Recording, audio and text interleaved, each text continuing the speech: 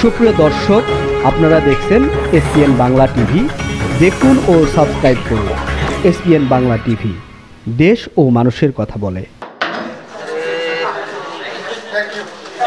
আমি মনে করি তাদের মতন নির্লোভী ব্যক্তিদেরকে আমরা বারবার স্মরণ করা উচিত এবং শুধু এইভাবে না, আরো বড় পরিসরে যেন আমরা স্মরণ করি, তাহলেই আমাদের জাতির ঋণ আমরা আমাদের শোধ হবে।